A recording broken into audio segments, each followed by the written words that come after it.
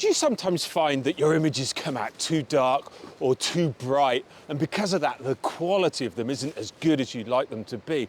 Well, in this episode of the vlog, I'm going to show you how to nail exposure and hopefully improve the quality of your images at the same time.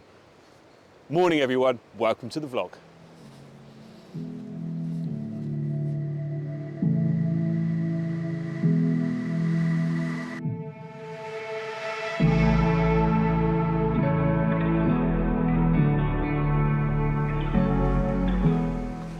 I'm back at the Rumbling Bridge Falls today in Perthshire, hopefully to get some shots of the waterfalls that come down through here.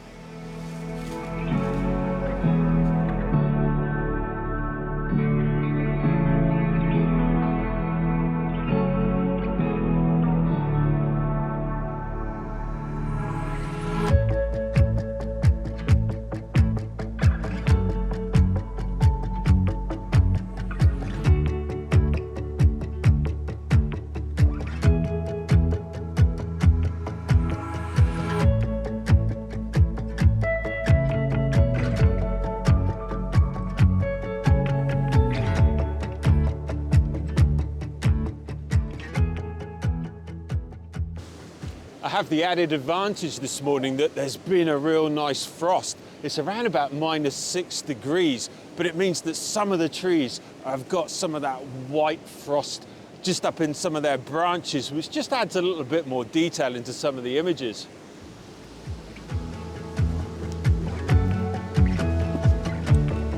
Incredibly cold though.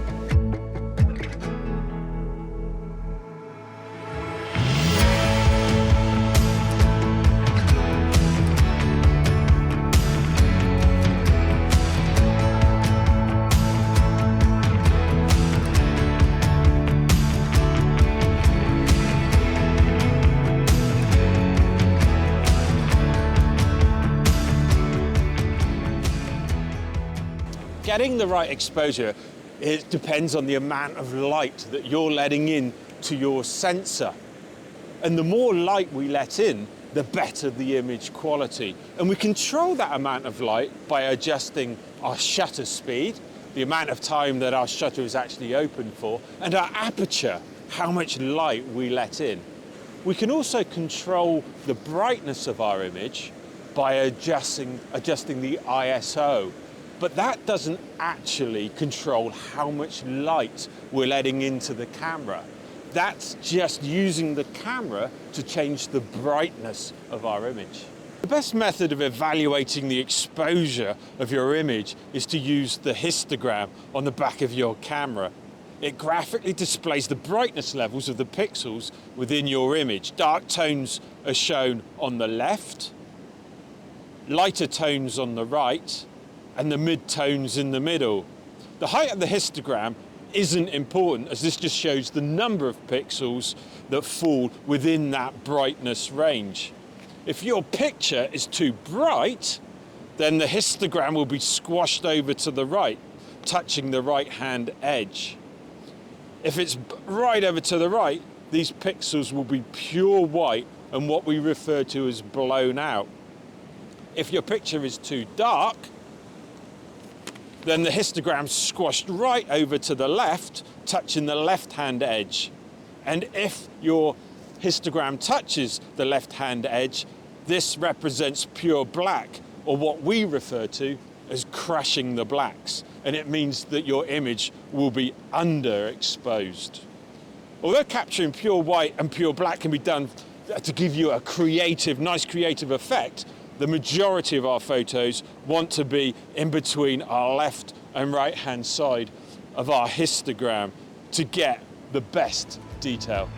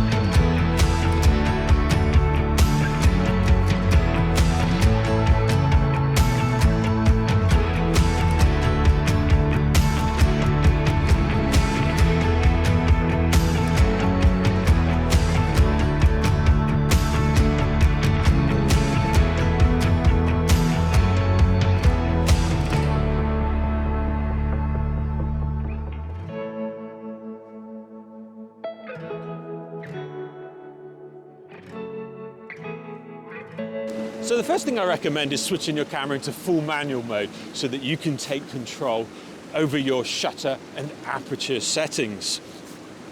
Then we want to evaluate our image. What's the most important thing within our image? Is it depth of field, making sure everything's sharp, or blurring our background? Or is the most important thing the shutter speed, so that we freeze movement in our image or capture that movement to give it a soft feel? Now, if depth of field is most important, what we first do is set our aperture to what we think our aperture should be.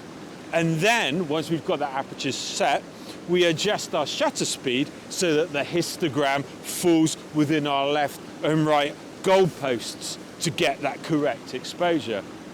And the other way around, if the shutter speed is most important, we set our shutter speed to the correct setting, and then we can adjust our aperture so that our histogram falls within the correct exposure levels, not going too far to the right, not going too far to the left.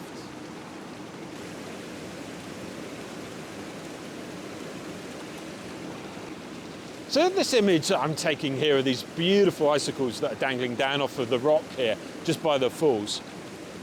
Depth of field isn't so important to me. There isn't a lot of depth of field, and I'm not so worried about getting that water too sharp. I want to focus in on those icicles. So I know that if I set my aperture to around about f12, f14, I know that that will be fine for the image that I'm taking. But what is important is shutter speed. I want to make sure that I capture the detail in that water. So what I'm going to do first of all is set my shutter speed to 1/8 or 1/6 of a second, around about that area. And then once I have that set, I'm going to adjust my aperture so that my histogram falls nicely between my left and right hand side to give me that correct exposure. Now, if aperture and shutter speed are important, then we can make those settings within our camera and then adjust the ISO to get the right brightness levels in our image. Again, watching our histogram to make sure that it falls between our dark and light areas.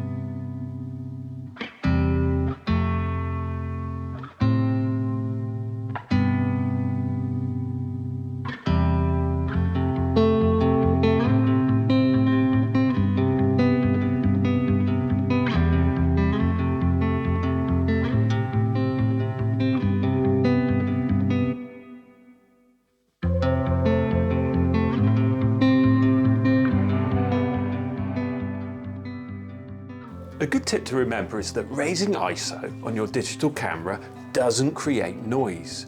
It just reveals the noise in your image that is already there. And the noise is there because there isn't enough light getting into your sensor. To reduce noise, you need to get more light into your camera with longer shutter speeds or wider apertures. It's best to try and keep ISO low by making sure your shutter speed and aperture are collecting as much light as they possibly can.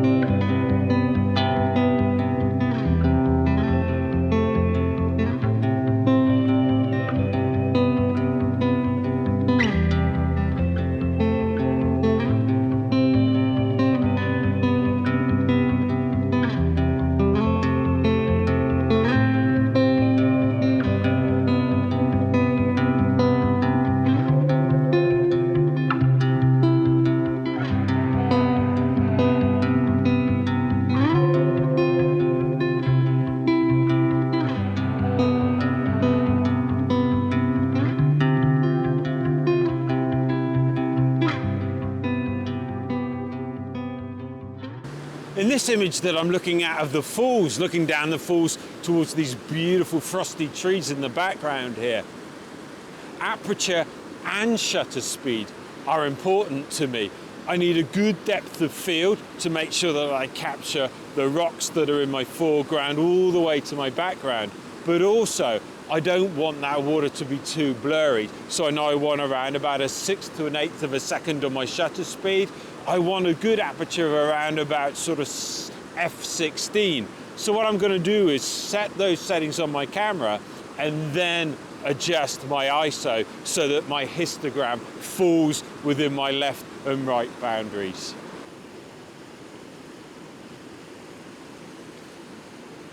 Now, sometimes we're going to find that we're not going to be able to fit our histogram within those boundaries from our left and right highlight shadows, the two goalposts, if you like.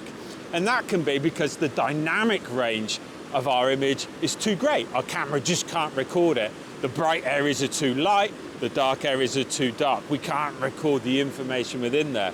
Then we've got a couple of options. Firstly, we can make a decision. Maybe it's not so important to capture those highlights and we can slightly overexpose. Or maybe it's not so important to capture the detail in our shadow areas and we can slightly underexpose. Another alternative is we can take a number of images, 3 or 4, maybe more images at different exposures, and then back on our software, either Lightroom, Photoshop, or similar software, we can then blend those images to give us the perfect final result with all those exposures blended together. And it's fairly simple to do now within software.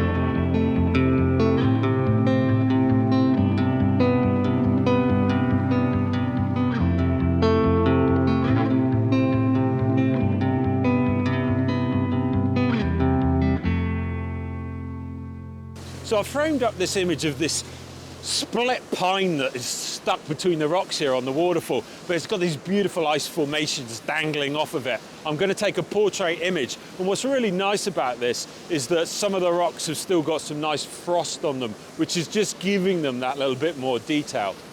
Now, I've left my ISO setting at 64 because I know that for this camera that will give me the best quality image without the least amount of noise.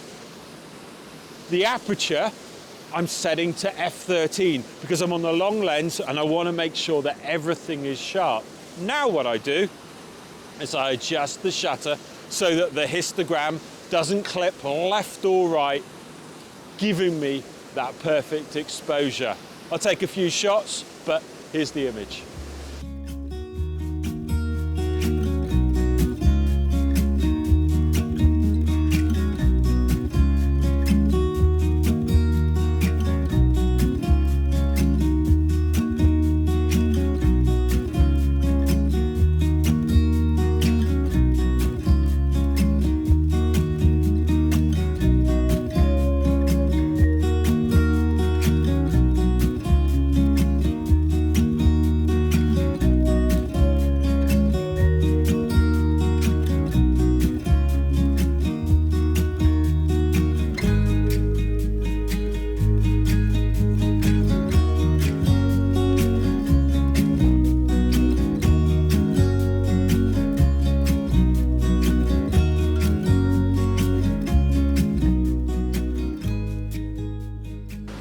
Now, a technique that we can use to make sure that we get the best quality out of our images is a technique called exposing to the right, or ETTR as it's sometimes referred to.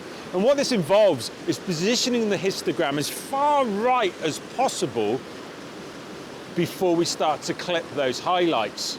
Now, the reason why this gives us a better quality images is because lighter tones give us more detail in our image, whereas the darker tones, we start to lose that detail. Now, the reason why this technique works so well is that brighter tones have more detail in them and darker tones have more noise. And if we brighten an image in software, those darker tones are going to introduce more noise, where, as if we darken a brighter image, we don't introduce noise into our image.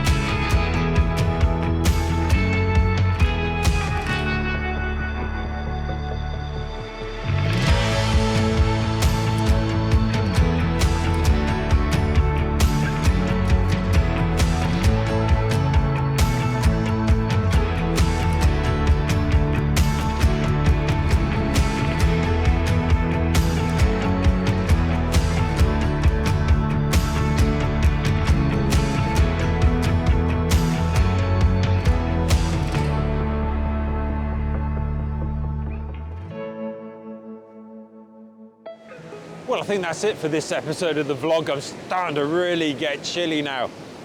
Hopefully some of those techniques I've shared with you will help you to get better exposures and better image quality. And if you've got any tips yourself, please leave them in the comments below. It's always really good to hear from you, and it really does help the channel. If you haven't subscribed yet, hit the subscribe button, hit the notification bell so that you don't miss an episode, and I look forward to seeing you in the next episode of the vlog. Thanks for watching.